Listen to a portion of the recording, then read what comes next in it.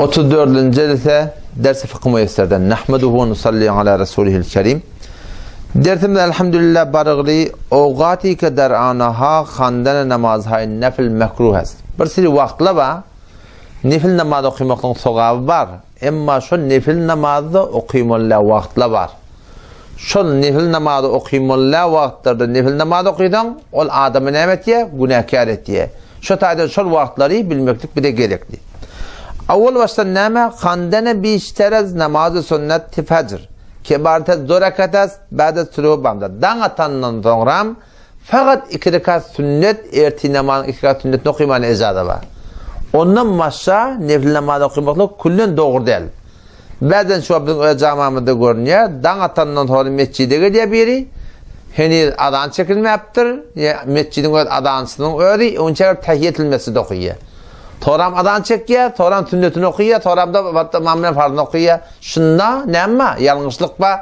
Şundan atandan toram kullen teyyetilmesi doğru de. Teyyetul vudu da doğru de. Şunu mendeş barakayım, sen barakayım, ödün barakayım, hacet namazı da haytı bir nefil namazı olsun. Dan atandan sonra fakat erti namazın 2 rekat sünnetini okuymalı. Ondan sonra da 2 rekat farz okuymalı. Ondan sonra barakayım ta gün okup da barakayım 20 dakika geçeceğince yeni de nefil namazı okumak doğru değil. İnerek ikinci aydıptır. Ba'dez namazı bamdat. Bir bolun nevada erti namazdan evunca nefil okumak doğru değil. İndi ikinci grup ne? Ba'dez namazı bamdat. Erti namaz okulundan sonra da ta gün doğup 20 dakika geçeceğince yeni de nefil namazı okumaklık yeni de doğru değil. Ondan sonra ne? Ba'dez namazı asr. Ta angaka hoşit kurum mükület. İkinci namaza varıp dursan, ikinci okulmadan evunçak nefil namazı okuydan, tahiyyetul mescid okuydan, tahiyyetul vudu okuydan, hacet namazı okuydan, bunlarda bir müşkül yok. Ama ikinci namaz okulundan sonra nefil namazı okumaklık belkol doğru değil ta günmat diyanca. Günmattan sonra ne okuyma oluyor? Çalamcak, akşam okuyma oluyor, ondan sonra khas nevafiller var.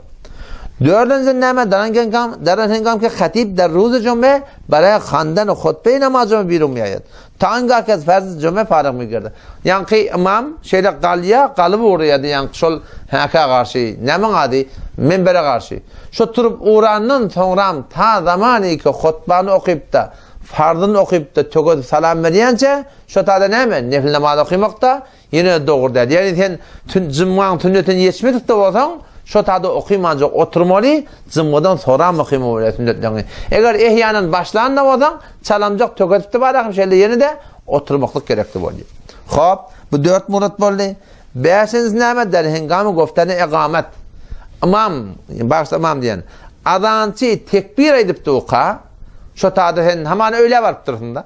Öyle varıp dursun, tekbir edilip de. Sen şu tadı barakım, nefil okumaklığın ya sünnet okumaklığın doğru değil. Ya hemen sen yatı namazda var ya. Ya sen şuna mendeş var akım başka namazlara varan da teşinden barışına var ya oradan imam adan tekbir edip de teşo da var sünnete meşgul olmaklığın ya nefile meşgul olmaklığın kullen doğru değil. Belki var ne imama koşulmaklık gerek. Elbette burada yapma ve khandan sünneti fecrden mustasnas. Erti namazın sünneti bundan fark etti ya. Çünkü önemli değil. Peygamber Aleyhisselam'ın beter köp tavsırıptır. Onun sünnetinin malakı beter tekidi güçlü. Ondan sonra da fardan sonra kadağını alıp bulunak. Şu doğrutununa sen mescide varıp durun erti namazda. Burada ne tekbir edilme andırıp dur. Sen ne? Hindi 2 rekat sünnetini okuyanak. Mescidin çetinne onunla kavutu. Mescidin daşınna 2 rekat sünnetini okuyup da barıp imamın neye koşulmaklık gerek. Haçana çelliyim imam salam vermelikten evunçak eğer barıp yetişecek bolsan onu ne yapmalı? Sünnetini okuymalı. Ama gelip durun mescide 1 rekat oturup kalıptırlar. Sen 2 rekat okuyansan ne yapacak? İmam salam verecek. Onu sen sünnetini terk edip barıp imama koşulmalı. Sonra sünnetin kadası var mı? Sonra sünnetin kadası yok yani. Sonra sünnetin kadasını almalılar. Okuyup bilsen imam salam vermeden evunçak. Şun malakım okuyup töketmeli. Okuyup bilmeyen yetişmeden de ne yapmalı? Sonra tamam oluyor. Senin malakım sağıt boluptur. Sonra onu öğlep kadası yok. Evet başka namazlarda fark et ya. Öyle namazda varıp durdun. Öyle namazda inerken bir de tekbir edilme andırıptır. Sen sünnete duracak bolupturmuştun. Sünnete duracak boluptu kan. Sen şurada ne ederdin? Sünnetin koy yakınım. Ama şerik bol yerdin. Namazını töket yerdin. Ol ahırda Nämet ýaryň idini tünnetiň qadahyna ýardyň. Tünnetin qadahyna almawada näme farmanmaly? Önce 2 rekat tünnetim okuyup, sonra 4 rekat tünnet okuýarmy? Galan 4 rekatmy? Ýa-da galan 4 rekatmy okuyup, sonra 2 rekat okuýarmy? Kitapda ikisinde bana ejada gelegli. Haýtnetseň edamaly. Ha, ondan gawy, ondan gawrak diýip her gaty önüne delil okuyupdyr, bu taýda bir müşkil ýok. Şo turatyndan. Elbetde bir gurunda bar. Eger sen tekbir aýdylypdyr. Tekbir aýdylmakaten tünnetiň başlapdyrsyň. Odam şu taýda sen Allahu ekber diýip durupdyrsyň. Birden tekbir aýdylman durupdyr. Şu taýda eger awwalky rekaty egilmedik bolsaň, Allahu ekber diýip durupdyň, subhanaka okup durupdyň, alhamdu okup durupdyň, tekbir aýdylman durupdyr. Şu taýda awwalky rekaty egilmedik bolsaň, duranjy ýerinde assalamu alaykum we rahmatullah, assalamu alaykum we rahmatullah diýip mama goşuşmaklyk gerek. Ýok, awwalky rekaty egilenmeden onda ýeňilje ikinji rekatyň mana tökede akynam salam beripdi bar mama goşulmaklyk gerek. Eger ikinji rekaty oturup dursaň, üçüncü rekatda eňilmeýän tekbir edilmany dursa, onna duran ýerinde salam beripdi bar mama goşulmaklyk gerek. Emma üçüncü rekatda eňilen bolsaň, onda näme etmek gerek? Dördüncü rekatda ýeňiljek goşup da töketmeli, ama şu turatynda goşulmaklyk gerek, şu turatynda. Şoňa habardar bolmaklyk gerek ýani. Hop, ondan sonra qablaz namazy eýtip. Pes qablaz namazy eýt, namazy nafil naqalat. Neder menzereş, neder musalla. Aýtkun bolýa, 2 dana aýdymyz bar biziň. Odam şu turatynda ertibilen aýda urajak gotdugan öýde nefil namazy okumak dogurdy. Eýtge barpdy bar namazy okumak dogurdy. Nähäki bir gurulmada wada her bir gawdat diýinne, namaz gawdat kim ýokdym. Her bir gawdat diýinne, ol bir namazy gawy ke Huda bilen peýgamber berem boldy. Her bir zady gawdy paran edip bolmaýar. Şeriatda denme aklın kenara koymalı, şeriat näme diýen bolsa, şoňa göre bolmaly.